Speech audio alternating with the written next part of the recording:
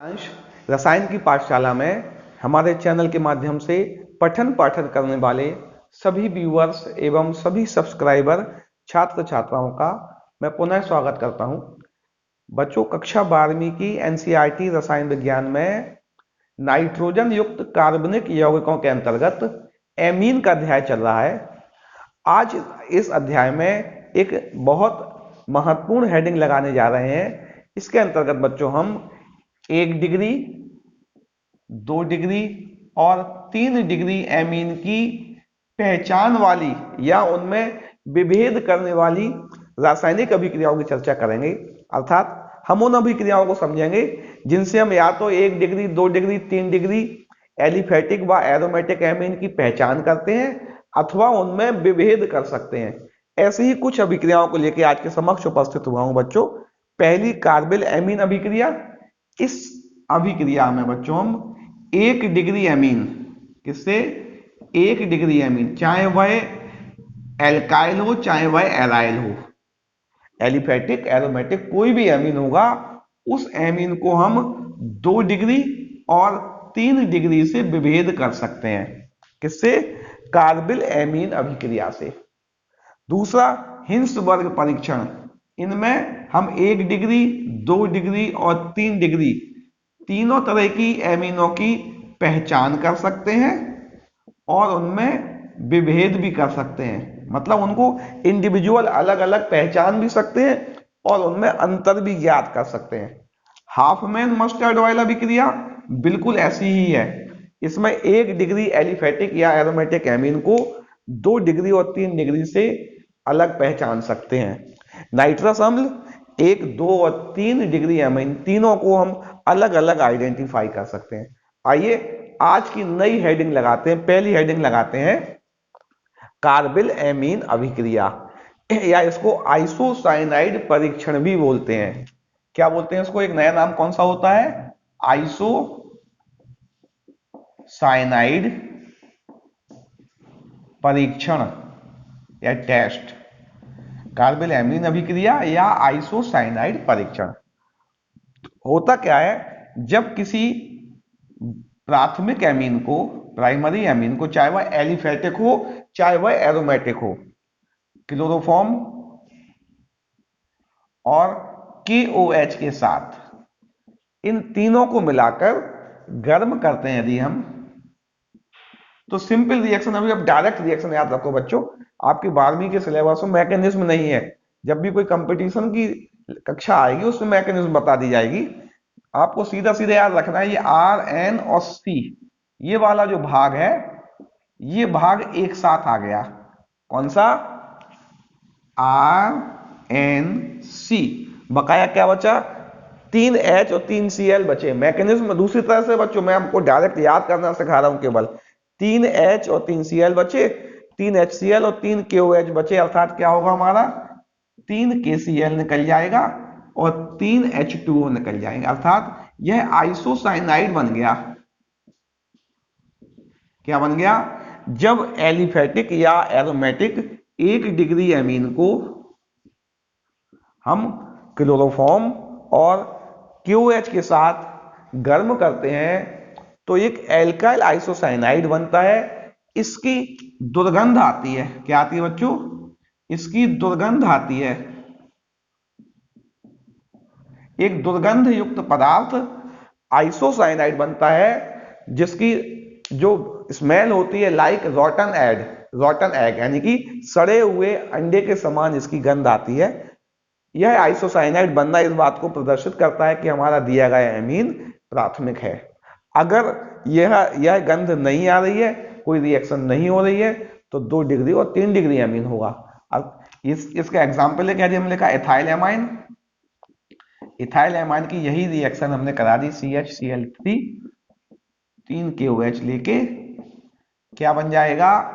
Ethyl isocyanide और 3 KCl 3H2O। हम aromatic amine भी लिख सकते हैं बच्चों। हम लिखते हैं C6H5NH2। कंडीशन वही की वही, उन्हीं से रिएक्शन होगी तो C6H5NC बन जाएगा। फिनाइल आइसोसाइनाइड बन जाएगा। इन सभी आइसोसाइनाइडों की गंध कैसी होती है? सड़े हुए अंडे के समान। अर्थात टेस्ट क्या हुआ? यदि हमारा दिया हुआ एमाइन है उसमें हमने क्या किया? क्लोरोफॉर्म मिलाया और KOH मिलाया और इसको हमने गर्म कर दिया। यदि सड़े हुए अंडे जैसी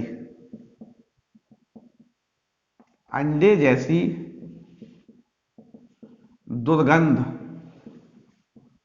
यदि सड़े हुए अंडे जैसी दुर्गंध आती है तो हम मान लेंगे कि हमारा एमाइन 1 डिग्री है, 1 डिग्री एमाइन है। कब? जब इनमें इन दोनों को मिलाने पर सड़े हुए अंडे जैसी गंध आती है तो 1 डिग्री है। 2 डिग्री और 3 डिग्री एमाइन यह रिएक्शन नहीं देते हैं। अर्थात इसका उपयोग हम किससे कर सकते हैं?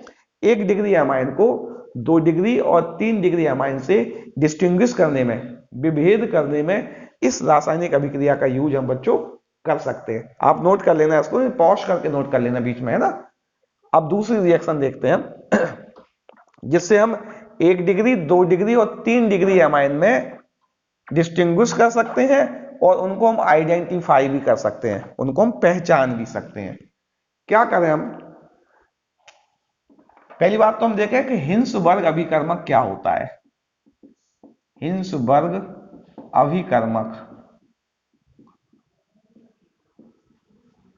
जो बेंजीन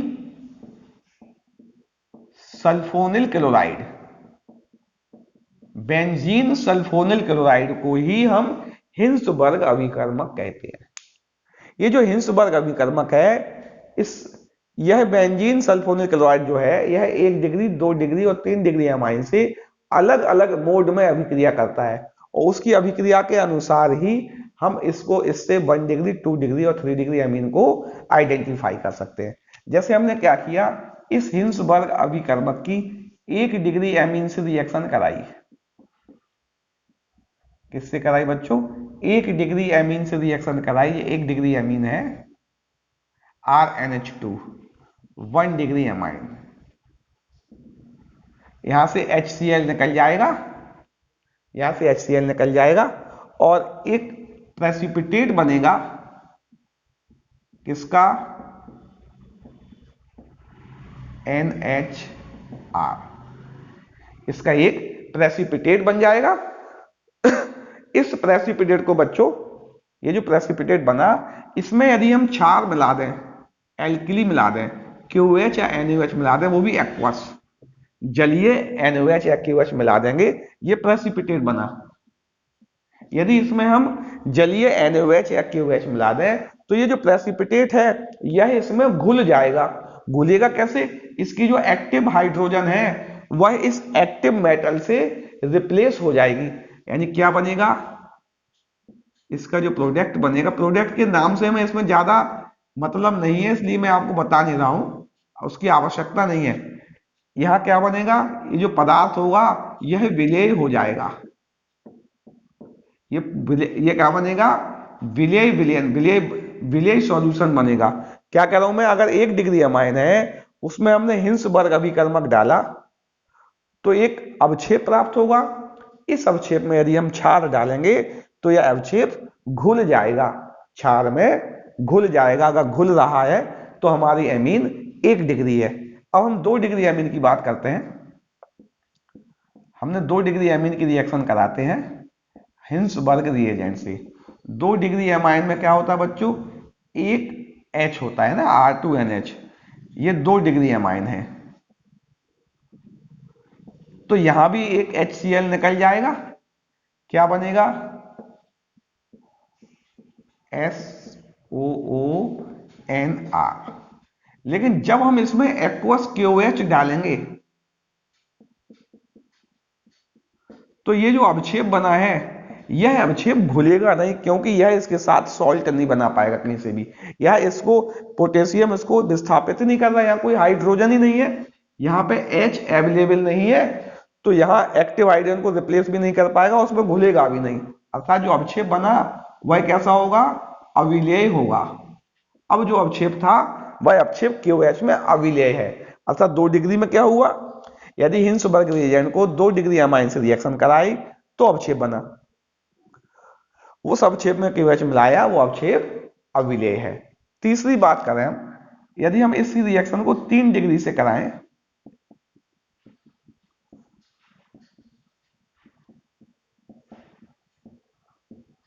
तो 3 डिग्री रिएक्शन, 3 डिग्री जो एमाइन है, 3 डिग्री एमाइन हिंसबर्ग रिएजेंट से रिएक्शन ही नहीं करेगा। यहां कोई निकलने वाला समूह ही नहीं है, H नहीं है। जब H नहीं है तो इससे कोई रिएक्शन नहीं होगी, इससे कोई भी रिएक्शन नहीं होगी। अब हम संक्षेप में एक बात समझ गए बच्चों कि हमने क्या किया। हमारे पास एमाइन है, उस एमाइन में हमने क्या किया, हिंसबर्ग रिएजेंट मिला दिया। अगर अब आइडेंटिफाई करना है, एक समरी बताया हम आपको, एमाइन में हमने हिंसबर्ग रिएजेंट मिला दिया और हमने आइडेंटिफाई किया, या तो अवक्षेप आएगा, या क्या आएगा, अवक्षेप आएगा, या कोई रिएक्शन नहीं होगी। अगर रिएक्शन होगी तो अवक्षेप आएगा ही आएगा, और नहीं तो कोई रिएक्शन नहीं होगी। अगर अब कोई रिएक्शन नहीं हो रही है तो हमारा एमाइन 3 डिग्री हो गया। अगर कोई रिएक्शन नहीं हो रही तो हमारा एमाइन 3 डिग्री हो गया। अगर अवक्षेप आ रहा है तो हमारा एमाइन 1 डिग्री है या 2 डिग्री है। कैसा है, 1 डिग्री है या 2 डिग्री, इस बात को याद रखना। अब हमने इस विलयन में क्या मिला दिया बच्चों, अवक्षेप में KOH मिला दिया। क्या मिला दिया, KOH। यदि अवक्षेप विलेय है, अवक्षेप विलेय है तो 1 डिग्री, और अवक्षेप अगर अविलेय है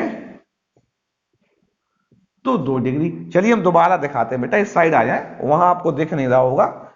हम क्या करेंगे, हिंसबर्ग रिएजेंट से भी 1, 2 डिग्री, 3 डिग्री एमाइन को कैसे पहचानेंगे। हमने दिए गए एमाइन में हिंसबर्ग रिएजेंट मिलाया, हमारा कुछ अवक्षेप आया या कोई रिएक्शन नहीं हुई। यदि अवक्षेप आ रहा है तो हमारा एमाइन 1 डिग्री है, 2 डिग्री है। रिएक्शन नहीं हो रही तो हमारा एमाइन 3 डिग्री है। अगर 1 डिग्री 2 डिग्री एमाइन में से इनको अलग अलग करना है, हमने इसमें KOH मिला दिया। जो अवक्षेप KOH में घुल रहा है वह 1 डिग्री है, और जो नहीं घुल रहा है वो 2 डिग्री है। इससे हम तीनों एमाइन को अलग अलग आइडेंटिफाई कर सकते हैं बच्चों, और उनमें हम डिस्टिंग्विश भी कर सकते हैं, उनमें विभेद भी कर सकते हैं। बहुत महत्वपूर्ण टेस्ट है। प्रश्न आता है 1 डिग्री, 2 डिग्री और 3 डिग्री एमाइन में कैसे विभेद करेंगे, किससे, हिंसबर्ग अभिकर्मक से।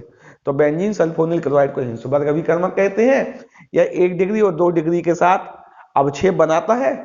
1 डिग्री का अवक्षेप KOH में विलेय है, 2 डिग्री का अवक्षेप KOH में अविलेय है, 3 डिग्री से यह अभिकर्मक रासायनिक अभिक्रिया नहीं करता है। आप इसको नोट कर सकते हैं, नोट कर लेना आप इसको। आगे बढ़ते हैं, फिर हम स्क्रीनशॉट लेना बेटा, है ना, नोट करना है तो। चलिए अगली रिएक्शन देखते हैं। तीसरी रिएक्शन लिखी है, हाँ इसको नोट भी कर सकते बेटा, है ना, नोट कर लेना आप अपने हिसाब से, इसको नोट कर लेना। तीसरी रिएक्शन पढ़नी है बच्चों, हाफमैन मस्टर्ड ऑयल अभिक्रिया। हाफमैन मस्टर्ड ऑयल अभिक्रिया बच्चों 1 डिग्री एमाइन की आइडेंटिफिकेशन में यूज होती है। इसमें 1 डिग्री एमाइन को पहले हम क्या करते हैं, कार्बन डाइसल्फाइड के साथ रिएक्शन कराते हैं, तो इसमें इसका एडिशन हो जाता है, योग हो जाता है। कैसे होगा, यहां से बॉन्ड इस डायरेक्शन में टूटेगा, इस सल्फर पर नेगेटिव चार्ज आएगा और इस पर पॉजिटिव आएगा। यहां एक्टिव हाइड्रोजन होता है बच्चों, मैं आपको कई बार बता चुका हूं। यह एक्टिव हाइड्रोजन यहां से निकलकर इस सल्फर पर पहुंच जाएगा, और यहां नेगेटिव चार्ज आएगा तो वो इस कार्बन पर जुड़ जाएगा, अर्थात इसका नाइट्रोजन का ये यहां जुड़ जाएगा कार्बन पे, इसका हाइड्रोजन कहां पहुंच जाएगा, इस सल्फर पर। क्या बनेगा, RNH C single bond SH, double bond S ऊपर कर दे रहा हूं मैं अभी, double bond S single bond SH, एक योगात्मक कंपाउंड बन गया। अगर इस योगात्मक यौगिक को हम HgCl2 के साथ गर्म कर दें, किसके साथ गर्म कर दें, HgCl2 के साथ गर्म कर दें, तो यहां से बच्चों ये H2S निकल जाएगा, H2S निकल जाएगा, और यहां डबल बॉन्ड आ जाएगा एक साथ में। यानी क्या बनेगा, R single bond N double bond C double bond S, और H2S इससे रिएक्शन कर लेगा। क्या बनेगा, HGS और 2HCl, अर्थात जो बना वह बना एल्काइल आइसोथायोसाइनेट। क्या बना, ये NC मतलब आइसो होता है, सल्फर लग गया तो थायो हो गया, आइसोथायोसाइनेट। यानी क्या हो रहा है, जब हम 1 डिग्री एमीन को कार्बन डाइसल्फाइड के साथ रिएक्ट कराते हैं, एक एडिशनल कंपाउंड बनता है। जब इसको HgCl2 के साथ गर्म करते हैं तो एल्काइल आइसोथायोसाइनेट बनता है। बच्चों, इस एल्काइल आइसोथायोसाइनेट की गंध जो होती है वह सरसों के तेल के समान होती है।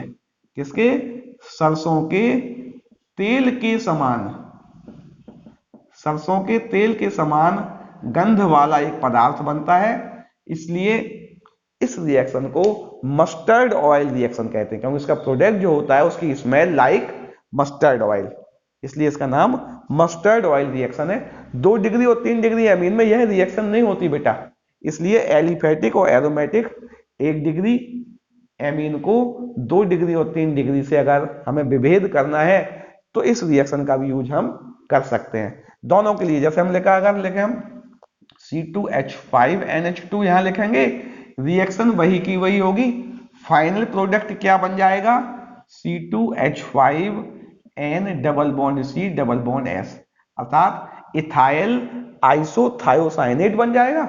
इसकी भी गंध सरसों के तेल के समान होती है। यही हम यहाँ पे C6H5NH2 लिख दें, दोनों ही 1 डिग्री एमीन है।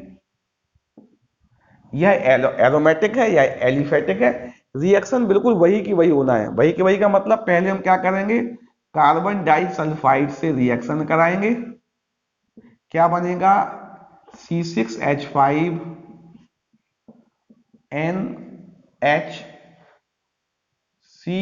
Double bond S, single bond SH, और इसको जब हम HgCl2 के साथ गर्म करेंगे तो फिनाइल आइसोथायोसाइनेट बन जाएगा। इसकी भी गंध कैसी आती है, सरसों के तेल के समान इसकी भी गंध आती है। इन सब की गंध किस किस की, इथाइल आइसोथायोसाइनेट, फिनाइल आइसोथायोसाइनेट, इनकी गंध कैसी आती है, मस्टर्ड ऑयल कैसी आती है, मस्टर्ड ऑयल जैसी गंध आती है, सरसों के तेल के समान इनकी गंध आती है। इसीलिए इस रिएक्शन को मस्टर्ड ऑयल रिएक्शन भी कहा जाता है। इसको नोट कर लो। एक अंतिम रिएक्शन और बताते हैं बच्चों, नोट कर लो इसको। चलिए बच्चों, एमीन में पहचान की एक अंतिम रिएक्शन और पढ़ते हैं, जिसके अंतर्गत हम नाइट्रस अम्ल से क्रिया देखते हैं। यह भी महत्वपूर्ण रिएक्शन है। अगर हम 1 डिग्री एमाइन ले लें, पहले 1 डिग्री एमीन, इसकी रिएक्शन कराएं नाइट्रस अम्ल से, मिलता किससे बेटा, ये NaNO2 और HCl से ये मिलता है, ठीक है ना। तो इसका एजो कंपाउंड बनेगा, मतलब इस पर डाई नाइट्रो कंपाउंड बनेगा, एक सॉल्ट बनेगा क्या, RN2 और Cl। एक क्या बन जाएगा, एक एडिशनल कंपाउंड बन जाएगा जिसको हम एजो कंपाउंड भी बोल सकते हैं, RN2Cl। इसका जब हम हाइड्रोलिसिस करेंगे, क्योंकि ये अनस्टेबल होता है बच्चों, कैसा होता है ये, इसका जब हम हाइड्रोलिसिस करेंगे तो हाइड्रोलिसिस में ब्रेक हो जाएगा और ब्रेक होकर यह एल्कोहल देगा। क्या देगा, यह एल्कोहल देगा, मुख्य उत्पाद। इसको सामान्यतः जो बुक्स में लिखा होता है वो इस तरह लिखा होता है कि RNH2HONO, और यहां से यहां हमने निकाल दिया, क्या बना, ROH plus N2 plus H2। ये इसकी सही रिएक्शन है बेटा, है ना। यहां जो R होता है यह एल्काइल समूह होता है, लेकिन क्या होता है यहाँ पे R, इसका R बच्चों एल्काइल समूह होता है। अगर यहाँ एराइल आ जाएगा तो बात कुछ और होने वाली है अभी। तो अब अभी तक हम एल्काइल एराइल दोनों की बात कर रहे थे, यहां जो बनेगा वो एल्काइल वाली बात है। अगर हमारे एल्काइल 1 डिग्री अमाइन है तो एल्कोहल बनेगा। लेकिन हमारे अगर बच्चों एराइल 1 डिग्री अमाइन है, हमने लिखा C6H5NH2, इसकी यदि हम बात करें रिएक्शन किससे करा रहे हैं, HNO2 से करा रहे हैं। कहां से आ रहा है, NaNO2 और HCl। तो इसकी रिएक्शन जो होंगी वो दो तरह से होंगी। पहले तो क्या होगा, सबसे पहले तो क्या होगा कि इससे जब रिएक्शन होगी तो यहां पे एक कंपाउंड बनेगा जिसका नाम है बेंजीन डाइएजोनियम क्लोराइड। क्या बन जाएगा, बेंजीन डाइएजोनियम क्लोराइड। ये जो बेंजीन डाइएजोनियम क्लोराइड है ये एक स्टेबल कंपाउंड होता है। अर्थात यहां जो कंपाउंड बना था वह अनस्टेबल था, लेकिन इसका कंपाउंड कैसा है, डाइएजो कंपाउंड। इसका डाइएजो कंपाउंड स्टेबल कंपाउंड है, लेकिन इसकी स्टेबिलिटी लो टेम्परेचर पर रहती है। यदि यहां पे टेम्परेचर 0 से 5 डिग्री सेंटीग्रेड है तब तो यह स्टेबल होगा, तब तो हमारा प्रोडक्ट बेंजीन डाइएजोनियम क्लोराइड बनेगा। लो टेम्परेचर पर स्टेबल रहने वाला कंपाउंड, ये तो बिल्कुल ही स्टेबल नहीं रहता है। लेकिन अगर हमारा टेम्परेचर 5 डिग्री सेंटीग्रेड से ज्यादा हो जाए, 5 डिग्री सेंटीग्रेड से ज्यादा हो जाए तो इसका भी हाइड्रोलिसिस हो जाता है। जैसे वहां हाइड्रोलिसिस हुआ था ऐसे ही इसका भी हाइड्रोलिसिस हो जाता है और इसके हाइड्रोलिसिस से फिनॉल बन जाते हैं। इसके हाइड्रोलिसिस से क्या बन जाते हैं, इसके हाइड्रोलिसिस से फिनॉल बन जाते हैं। तो ये बात आपको याद रखनी है, इन दोनों में रिएक्शन के मोड में अंतर है। यहां कोई भी टेम्परेचर होगा, कम भी होगा अधिक भी होगा, प्रोडक्ट तो हमारा एल्कोहल बनेगा। ये तो बहुत अनस्टेबल होता है, किसी भी टेम्परेचर पर स्टेबल नहीं होता है। इसमें क्या है, जब इसका नाइट्रेशन हो रहा है, सॉरी HNO2 से रिएक्शन हो रही है, तो जो बेंजीन डाइएजोनियम क्लोराइड है अगर 0 से 5 डिग्री सेंटीग्रेड तापमान है, ये स्टेबल कंपाउंड है, बहुत स्टेबल कंपाउंड है इतने ताप पर। लेकिन हम ताप बढ़ाएंगे तो इसका भी ऐसे ही जल अपघटन हो जाएगा, यह भी फिनॉल बनाएगा। ये आपको याद रखना है। ये हो गई 1 डिग्री अमीन की बात। अब हम बात करते हैं 2 डिग्री अमीन की। चलिए 2 डिग्री अमीन की रिएक्शन भी बिल्कुल इसी तरह से होती है। R2N इसकी रिएक्शन हो रही है HNO से, तो हम लिखे HONO। अब रिएक्शन करा दें, H2O यहां से निकल जाएगा और नाइट्रोसामीन बन जाएगा। क्या बन जाएगा, नाइट्रोसामीन। ऐसा ही बना है ना, हाँ ठीक है। नाइट्रो ऐसा लिख सकते हैं हम, N single bond N double bond O। क्या बन गया, नाइट्रोसामीन। जब इसकी हमने रिएक्शन कराई 2 डिग्री अमीन की, किसकी, 2 डिग्री अमीन की रिएक्शन कराई हमने जब नाइट्रस अम्ल से, तो हमारा कंपाउंड नाइट्रोसामीन बना। ये जो होता है यह एक पीले कलर का ऑयली कंपाउंड होता है।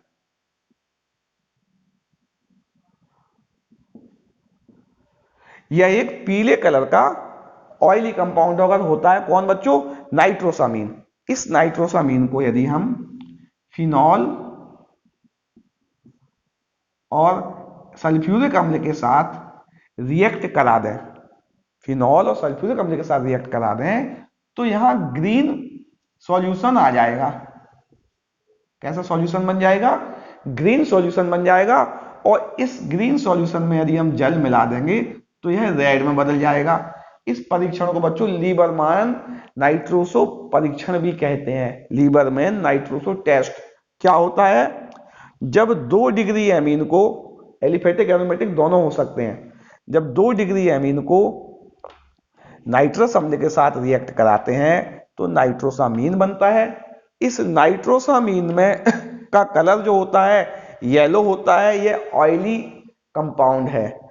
इसमें हम फिनॉल और सल्फ्यूरिक अम्ल मिलाते हैं तो हमारा सॉल्यूशन हरा हो जाता है। हरे सॉल्यूशन में पानी मिलाने पर वह विलयन लाल में परिवर्तित हो जाता है। इसको लीबरमैन नाइट्रोसो परीक्षण कहते हैं। अब 3 डिग्री अमीन की बात करें, R3N, इसकी रिएक्शन जब HNO2 से कराएंगे तो इसकी रिएक्शन दूसरी तरह से होगी बच्चों।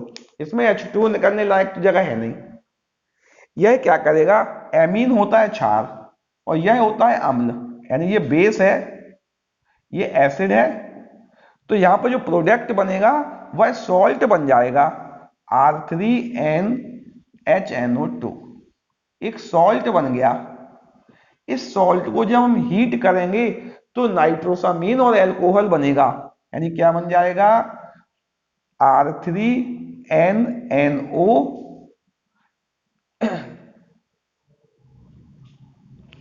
प्लस ROH, नाइट्रोसामीन और R3 नहीं लिखा, R2 लिखे बेटा, है ना, R2NNO प्लस ROH, एल्कोहल और नाइट्रोसामीन दोनों का मिक्सचर मिलेगा। तो रासायनिक अभिक्रियाओं के हिसाब से हम इसमें भी विभेद कर सकते हैं। इससे हम भी 1 डिग्री, 2 डिग्री और 3 डिग्री अमाइन में विभेद कर सकते हैं। मैं आशा कर रहा हूं 1 डिग्री, 2 डिग्री, 3 डिग्री अमाइन में डिस्टिंग्विश करने की या उनकी आइडेंटिफिकेशन की उपरोक्त सभी रिएक्शंस आपको बहुत अच्छे समझ में आ गई होंगी। किसी भी समस्या के लिए बच्चों मैं बार बार कहता हूं, आप YouTube और WhatsApp का उपयोग जरूर करें। आपकी सभी शंकाओं का समुचित समाधान किया जाएगा।